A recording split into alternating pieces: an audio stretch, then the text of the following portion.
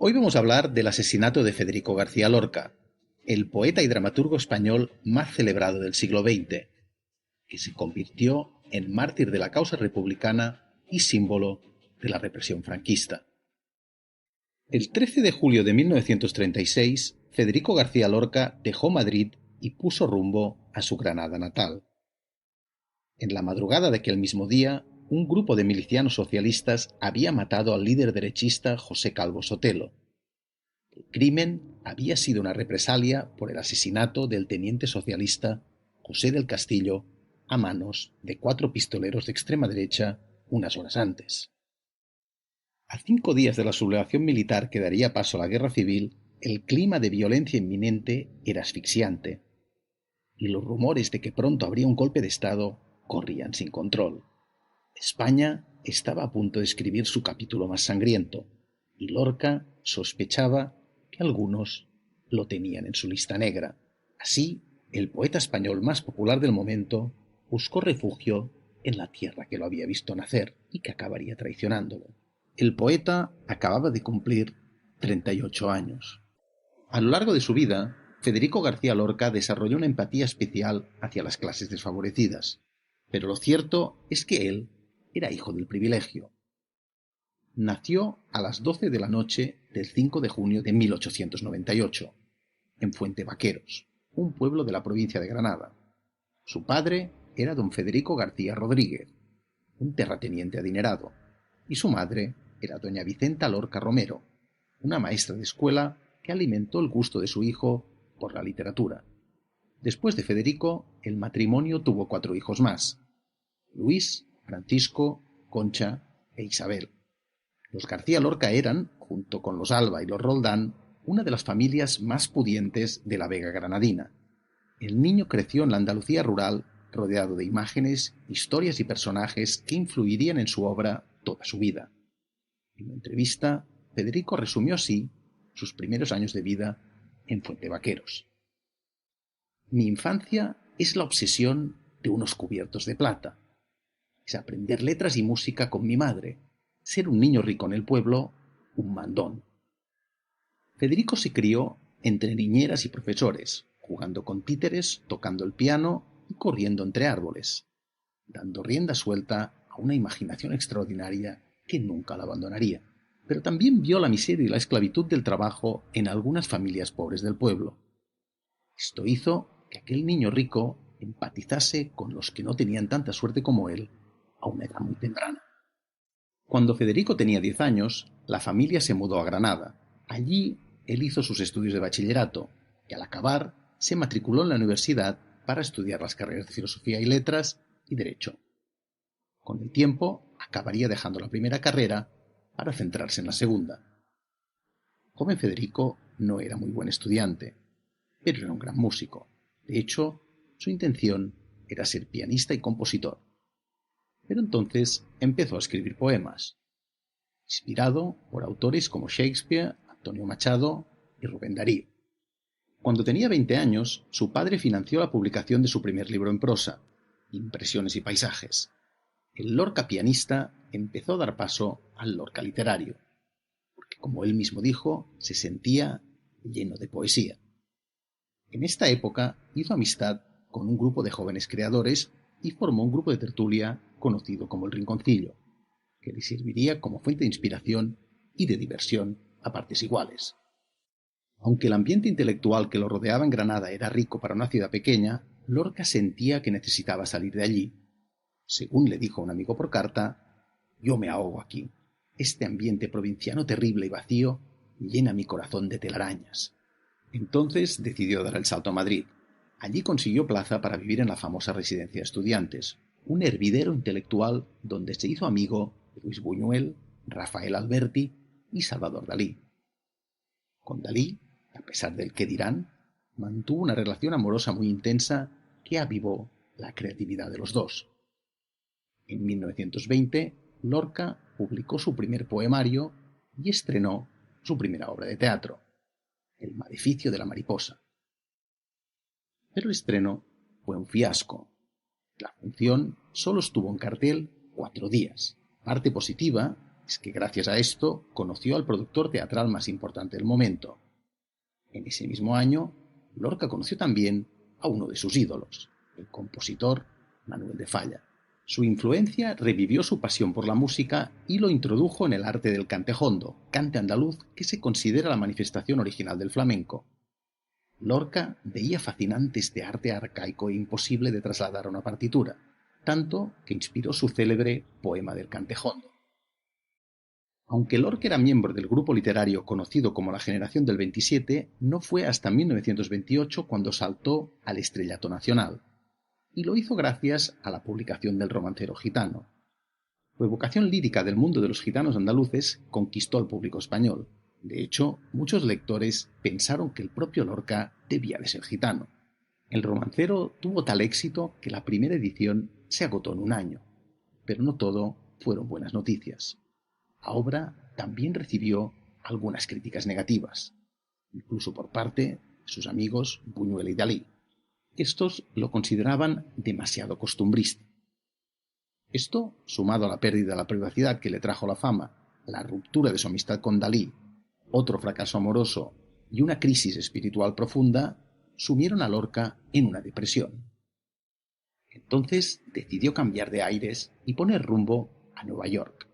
Este viaje fue, según sus propias palabras, una de las experiencias más útiles de su vida. Allí escribió Poeta en Nueva York, una obra que rompía con su trabajo anterior y que se convirtió en uno de sus libros más influyentes. El 14 de abril de 1931 se proclamó la Segunda República Española.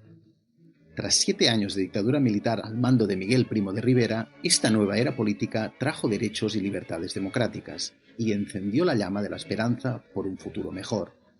Como tantas otras personalidades de las artes y las letras, Lorca apoyó el nuevo régimen con ilusión. Un año después, estrenó su obra teatral Bodas de Sangre. La pieza fue tan popular que se estudia como el inicio de la época más brillante del teatro español desde el Siglo de Oro. Formada por estudiantes universitarios, la Barraca buscaba acercar las obras del teatro clásico español a las gentes más humildes. Lorca creía que la misión del teatro era educar a las multitudes y deseaba devolverlo al pueblo. En su opinión, el teatro se había aburguesado demasiado y necesitaba recuperar al público olvidado, al español de alpargata. Y así lo hizo. Las funciones de la Barraca atrajeron a cada vez más espectadores de la España rural que no habían visto nunca una obra de teatro. Pero a medida que la fama y el éxito de la Barraca crecían, también lo hacían las críticas despiadadas de la derecha. Según los detractores del nuevo gobierno, la Barraca no era más que un instrumento de propaganda política al servicio de la República. Cuando en una entrevista le preguntaron por el objetivo de la formación, Lorca la defendió así. Nuestro primer propósito era desenvolvernos solo en ambientes universitarios. Después hemos ido al campo y hemos encontrado allí tanta cordialidad y comprensión, quizá más que en las capitales. Todo esto a pesar de las imputaciones canallescas de los que han querido ver en nuestro teatro un propósito político. No, nada de política. Teatro y nada más que teatro. En 1933 se estrenó Bodas de Sangre en Argentina. Fue un éxito rotundo. A raíz de esto, Lorca fue invitado a dar varias conferencias allí y a dirigir una nueva obra. Él aceptó sin dudarlo. Este viaje le mostró la dimensión real de su popularidad en Hispanoamérica. Era una estrella, el Homero español. A su vuelta a España, Lorca continuó escribiendo teatro y defendiendo su utilidad social. Para él, el teatro era una tribuna libre donde mostrar conductas anticuadas o erróneas y explicar con ejemplos vivos normas eternas del corazón. En septiembre de 1935, Lorca se instaló en Barcelona por 3 meses con motivo del estreno allí de Yerma y Bodas de Sangre. Las obras causaron sensación. En octubre dio un recital para los Ateneos Obreros, que se llenaron. De hecho, había tanta gente que se instalaron altavoces en las Ramblas para que el público, que no cabía en el local, pudiese escucharlo desde la calle. En diciembre estrenó Doña Rosita la soltera o El lenguaje de las flores, con idéntico éxito. Cada tarde, antes de la función, Lorca recibió un misterioso ramo de flores sin remitente. Más tarde descubrió que eran regalos de las floristas de la Rambla. Lorca estaba maravillado por este detalle. Antes de volver a Madrid, se vio con su amigo, el escritor Arturo Serrano, y le dijo: «Esto es la revolución. Los sindicatos de floristas vienen a traerme flores a mí, al poeta. ¿Te das cuenta de lo que es esto?». En 1936, la situación política en España era crítica. Las tensiones entre la izquierda y la derecha estaban generando un clima de incertidumbre, violencia y fatalismo, cada día más inquietante. Los sectores más fanáticamente antirrepublicanos se ensañaron en su campaña de desprestigio contra el gobierno democrático. Hacia el verano, el golpe de Estado parecía inevitable. Lorca era consciente del peligro y le horrorizaba la idea de la guerra, pero continuó apoyando públicamente las reformas progresistas de la Segunda República. El ambiente prebélico tampoco hizo que su actividad se resintiese. De hecho, en mayo o junio del 36, Lorca terminó una de sus obras más célebres, La casa de Bernarda Alba. La obra es una crítica feroz a la hipocresía, los prejuicios sociales y la obsesión con la moralidad y las apariencias de las familias acomodadas de Andalucía. Al parecer, Lorca se inspiró en los Alba para escribir esta obra. A su madre no le gustó nada la idea. Le pidió que cambiase los nombres de los personajes, pero él se negó. Lorca era tan popular que cuando la situación en España se preveía catastrófica, los embajadores de Colombia y México le ofrecieron exiliarse en América. Él rechazó las ofertas, quizá porque no sentía que estuviese en peligro grave, o quizá porque prefería refugiarse en su tierra. Cuando llegó a Andalucía tras dejar Madrid, se dirigió a la Huerta de San Vicente, casa familiar de sus padres. 4 días después, 18 de julio de 1936, un grupo de militares derechistas, entre ellos el general Francisco Franco, dieron un golpe de Estado contra el gobierno constitucional de la Segunda República. Este bando estaba formado por todas las fuerzas contrarias a la izquierda, entre ellas Falange Española, partido fundado por José Antonio Primo de Rivera, el hijo del dictador que había gobernado antes de la República. El alzamiento militar recibió la ayuda de Hitler y Mussolini. La Guerra Civil Española acababa de empezar. Inicialmente, la situación en Granada fue tranquila, pero el 20 de julio los militares de la capital se unieron al golpe. Entonces empezó una etapa de represión implacable hacia cualquiera que fuese visto como aliado de la República. El hombre al mando era José Valdés, un camisa vieja de Falange que había tomado el gobierno civil y que obedecía órdenes del general Queipo de Llano. Una de las primeras víctimas de la represión fue Manuel Fernández Montesinos, que era el alcalde socialista de Granada y marido de Concha, hermana de Lorca. Fue fusilado al mes siguiente, a pocas horas de que detuviesen al propio Lorca. El 9 de agosto, por la noche, el chofer de la familia García Lorca llevó a Federico a la casa familiar de su amigo, el poeta Luis Rosales. Los hermanos de Luis eran miembros destacados de Falange en Granada. Justamente por eso, Lorca pensó que su casa sería un lugar seguro. Él confiaba en los Rosales, y ellos lo apreciaban. Inicialmente, los Rosales no creían que la vida de Lorca estuviese en peligro, y aceptaron acogerlo para que su familia estuviese más tranquila.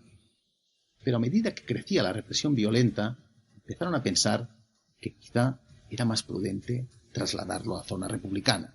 Pero él se negó. Federico temía que si los golpistas le perdían la pista, hiciesen daño a su familia. El 15 de agosto, un escuadrón militar fue a casa de los padres de Lorca para detener a Federico. Destrozaron la casa buscándolo, pero obviamente no lo encontraron. Entonces decidieron llevarse a su padre, probablemente para torturarlo y hacerle confesar el paradero de su hijo. Concha, la hermana de Lorca, acababa de saber que se habían llevado a su marido. No pudo soportar la visión de los militares llevándose también a su padre, y estalló. Les dijo que su hermano Federico estaba en casa de Luis Rosales, leyendo poesía.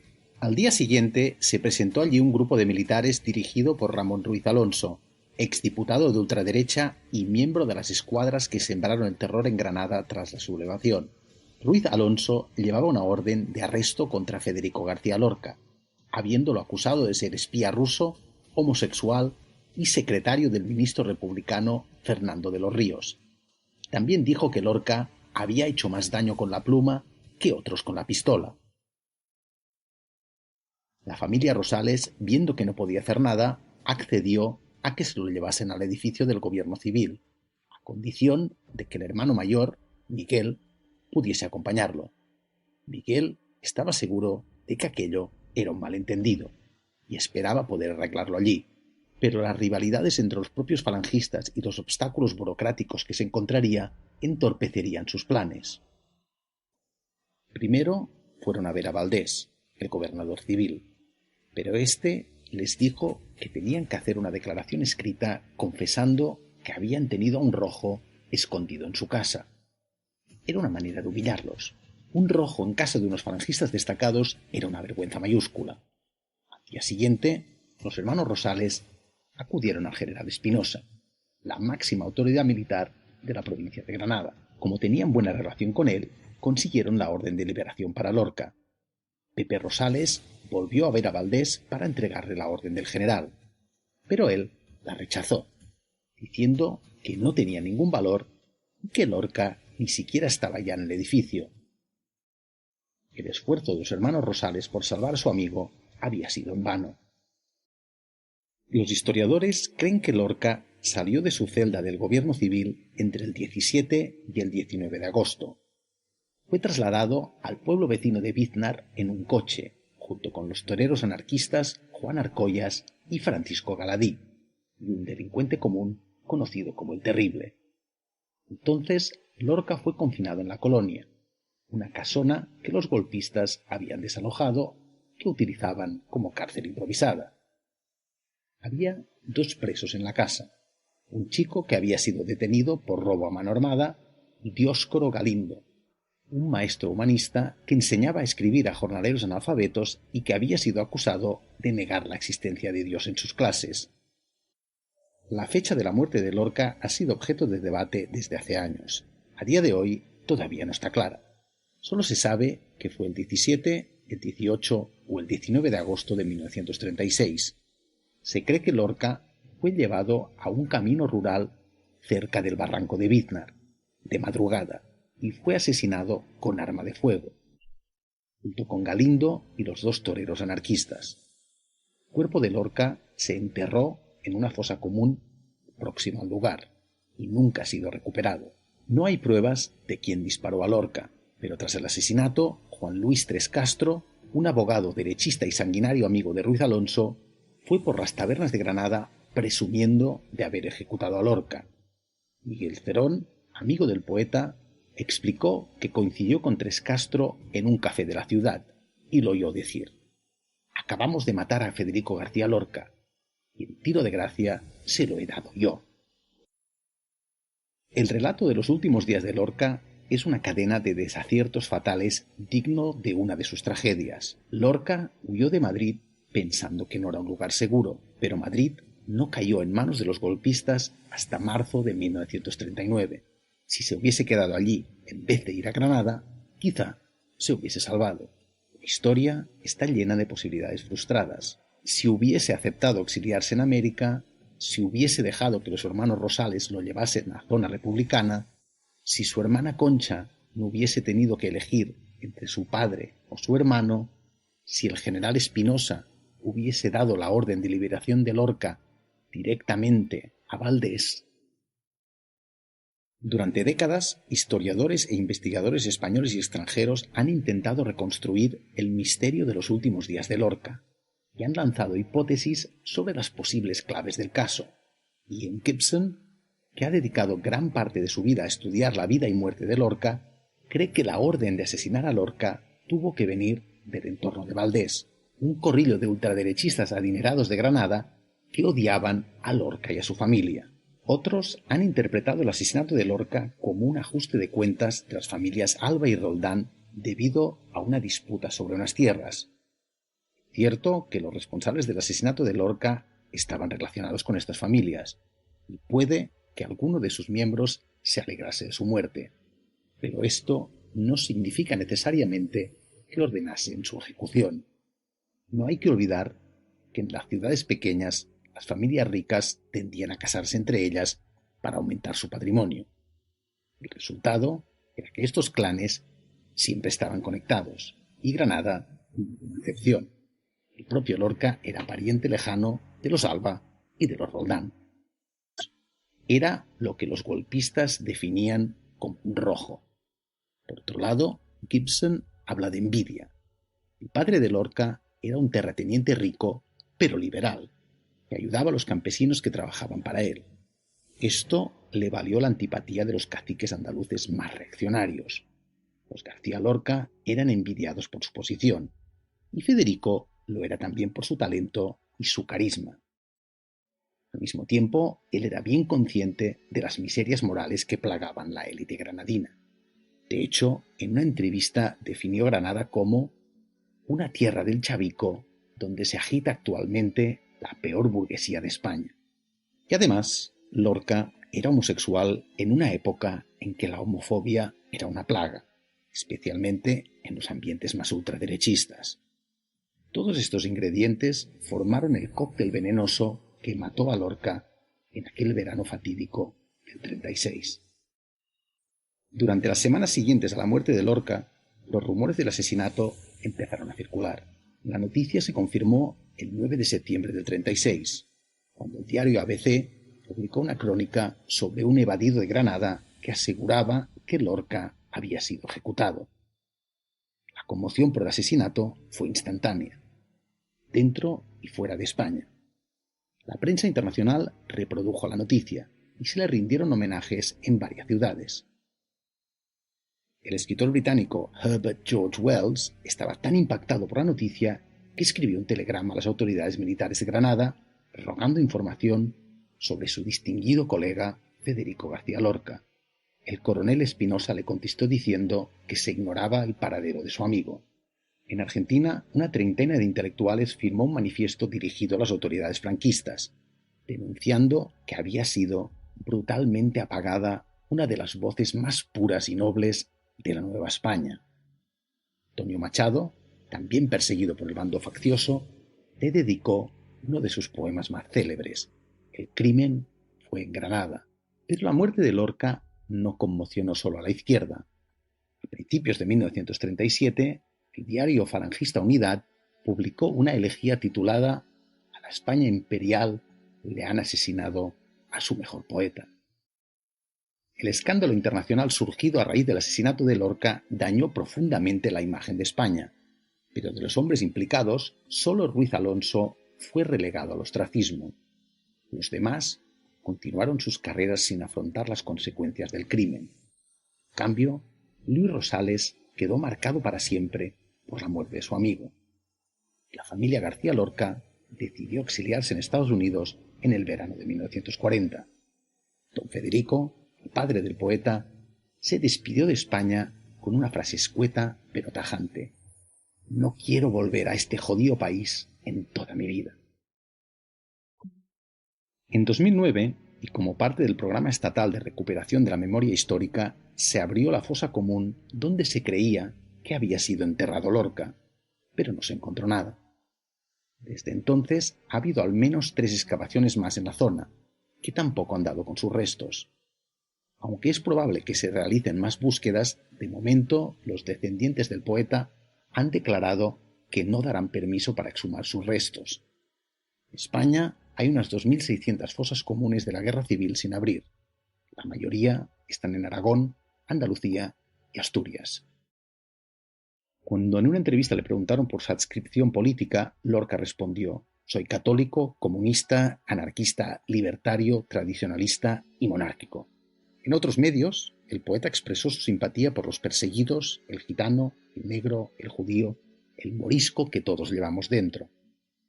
Siempre transitando entre la tradición y la vanguardia, lo popular y la alta cultura, Federico era un virtuoso de la palabra y la utilizó para escribir versos que reflejan su amor por su tierra y su compasión hacia los demás. En su obra ocupan un lugar especial las mujeres, que en aquella España eran criaturas condenadas a la obediencia, la sumisión, la soledad y el silencio. Lorca recorrió la España profunda para llevar la cultura hasta el rincón más oscuro, y lo hizo porque creía que así se creaba una sociedad mejor. Lo mataron por rojo, porque, según sus enemigos, era un peligro para España. Pero cuando en una de sus últimas entrevistas le preguntaron por sus ideas sobre las fronteras de las naciones, dijo: «Yo soy español integral y me sería imposible vivir fuera de mis límites geográficos, pero odio al que es español por ser español nada más, por el solo hecho de que ama a su patria con una venda en los ojos. El chino bueno está más cerca de mí que el español malo. Yo canto a España y la siento hasta la médula, pero antes que esto soy hombre del mundo y hermano de todos».